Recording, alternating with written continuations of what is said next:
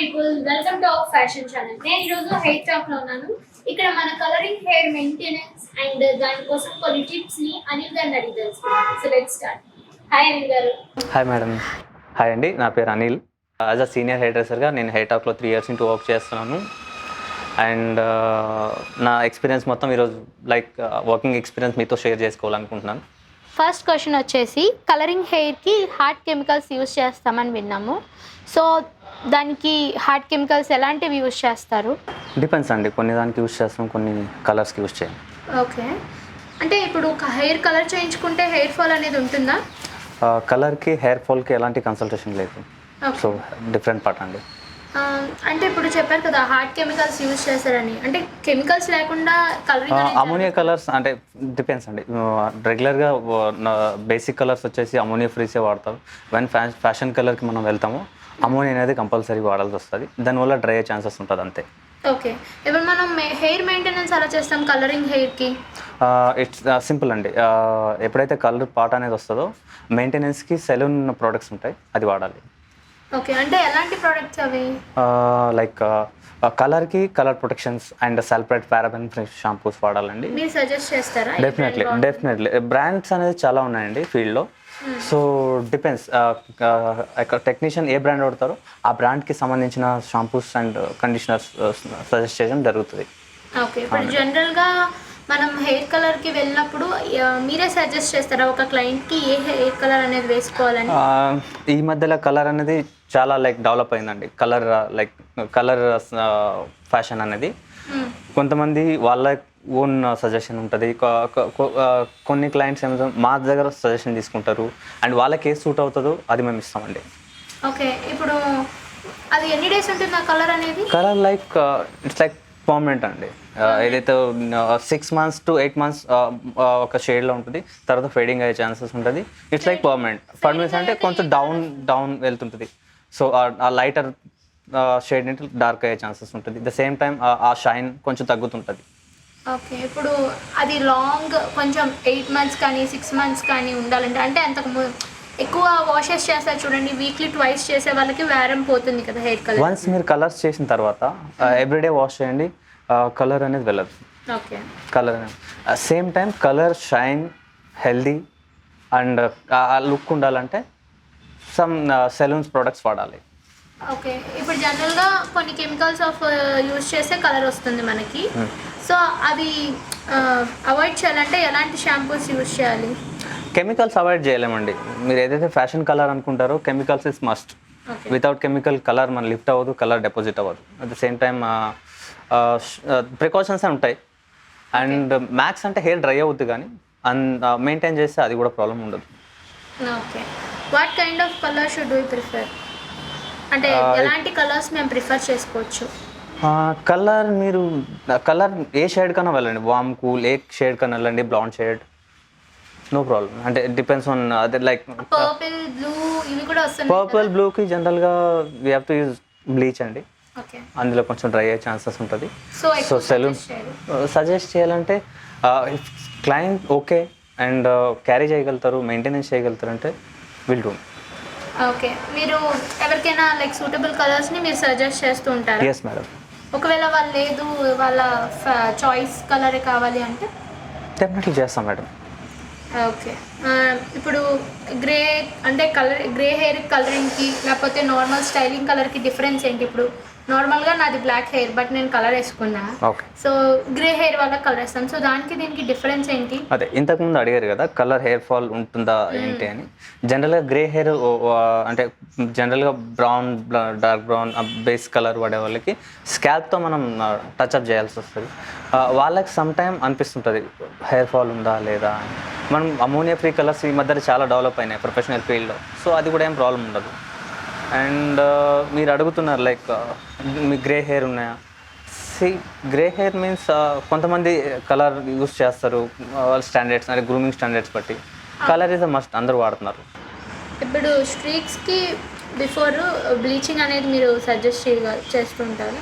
చేస్తాం మేడం. కొంతమందికి కొంచెం కలర్ అండ్ లైట్ షేడ్ కావాలి, సో బ్లాండర్ షేడ్ కావాలంటే కంపల్సరీ బ్లీచ్ అనేది పెట్టాలి. వితౌట్ బ్లీచ్ కలర్ లిఫ్ట్ అవ్వదండి. జనరల్గా ఇక్కడ సౌత్ ఇండియన్ కలర్స్ వచ్చేసి it's very dark combinations. Okay. So western hair వచ్చేసి లైట్ ఉంటుంది, సో వాళ్ళకి బ్లీచ్ నీడ్ పడదు. ఉన్నా కూడా వాళ్ళు కూడా బ్లీచ్ యూస్ చేస్తారు కానీ కొంచెం లిమిటెడ్ బ్లీచ్ ఉంటాయి. కాకపోతే ఇండియన్ హెయిర్ వచ్చేసరికి డార్క్ బ్లాక్ ఉంటాయి, బ్రౌన్ ఉంటాయి. సో కలర్ లైట్ షేడ్కి వెళ్ళాలంటే bleach is a must part. Without bleach we can't do anything. Okay. So ఇప్పటి వరకు కలరింగ్ హెయిర్ కోసం మెయింటెనెన్స్ కోసం అండ్ ఎలాంటి కేర్ తీసుకోవాలి, ఎలాంటి కెమికల్స్ అదే ఎలాంటి షాంపూస్ యూజ్ చేయాలని చెప్పారు కదా.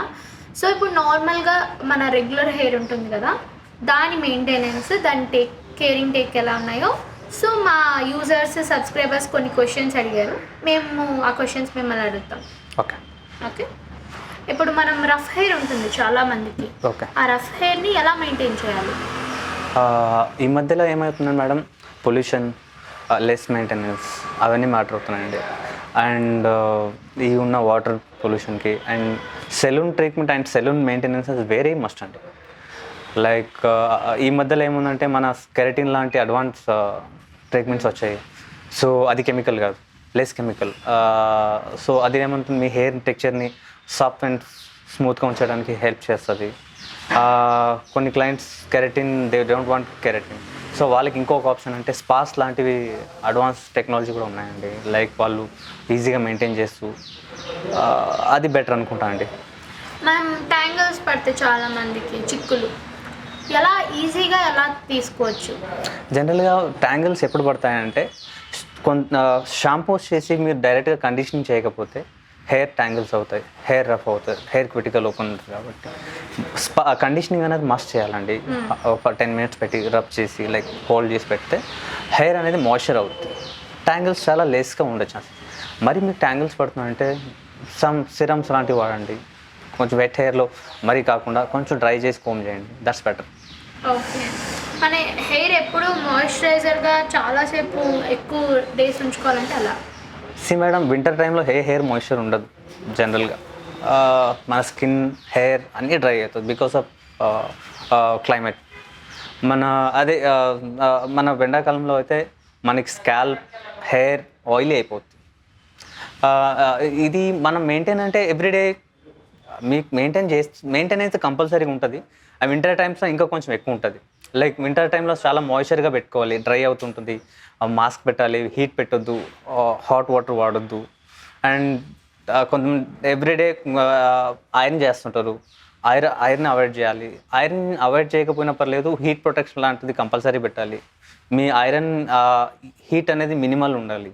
సో ఇవన్నీ మ్యాటర్ అవుతాయి.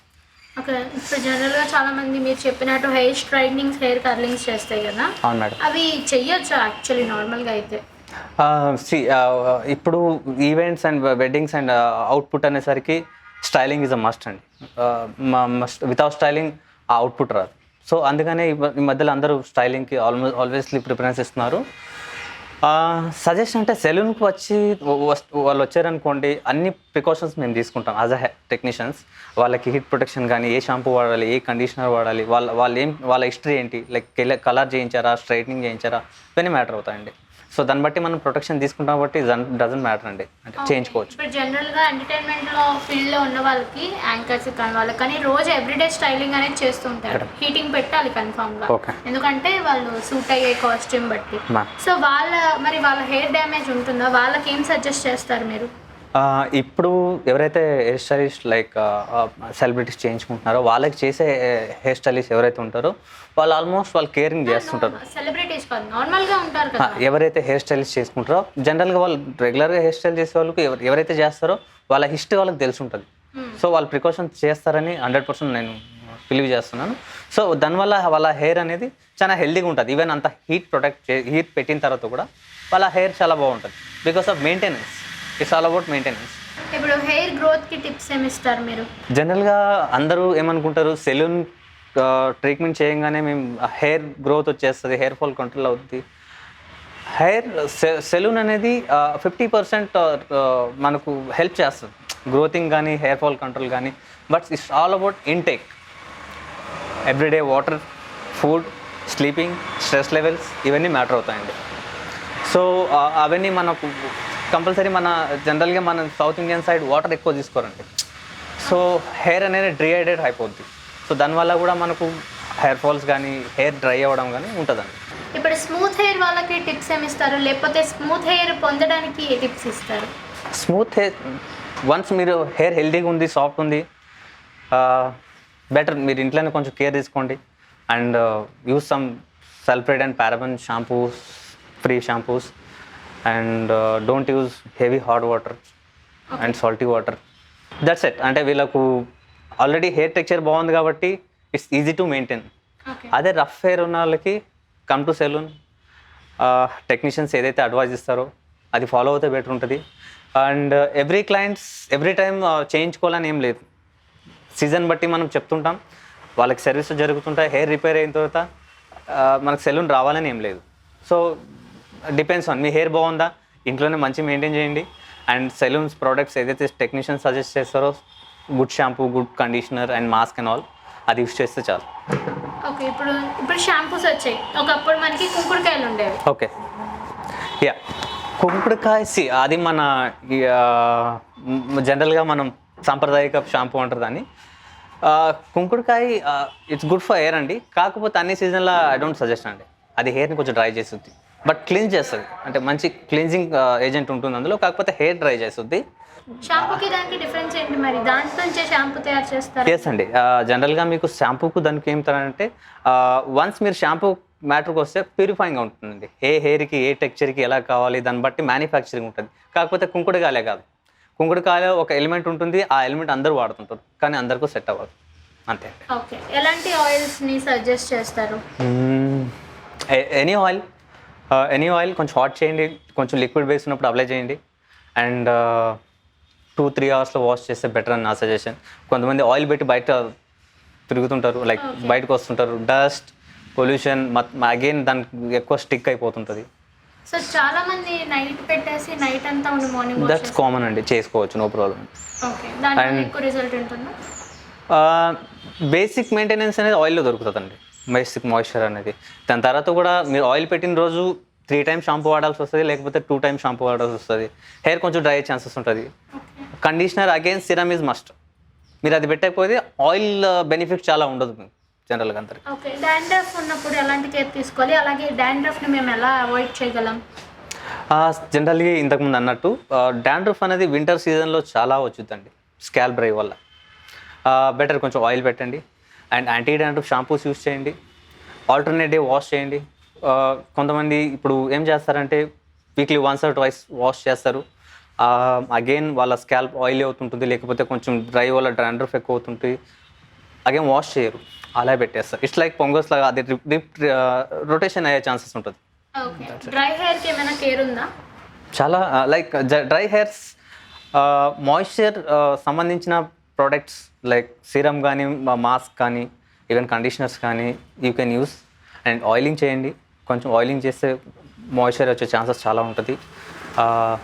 అది బేసిక్ మెయింటెనెన్స్ అండి. ఇప్పుడు చాలా మందికి 3 days ఆఫ్ షాంపూ చేసిన 3 days తర్వాత ఆటోమేటిక్గా మాయిశ్చర్ ఆయిల్ లాంటి ఏదో స్కాల్ప్ మీద ఫామ్ అవుతుంటుంది. సో దేనివల్ల అంటే ఏమైనా ఎక్సెస్ ఆయిల్ ఫామ్ అవుతుంటుందండి. అన్ని స్కాల్ప్ ఒకటే రకంగా ఉండదు. కొంతమంది హెయిర్ వాష్ చేసిన తర్వాత 3 days 4 days అయినా హెల్తీగా అంటే డ్రైగా ఉంటుంది. ఆయిల్ ఎక్కువ స్కాల్ప్కి ఫామ్ అవ్వగానే హెయిర్ మూమెంట్ తగ్గిపోతుంటుంది, ఆ ఫ్రీ మూమెంట్ అని కానీ, ఆ ఫ్రెష్ మూమెంట్ కానీ. సో ఆల్టర్నేట్గా హెయిర్ వాష్ చేస్తే బెటర్గా అని నా ఉద్దేశం. ఎవరికైతే ఆయిల్ ఎక్కువ ఫామ్ అవుతుందో ఆల్టర్నేట్ డే వాష్ చేయాలి. ఓకే, వీక్లీ 2 చేయొచ్చా? డిపెండ్స్ అండి.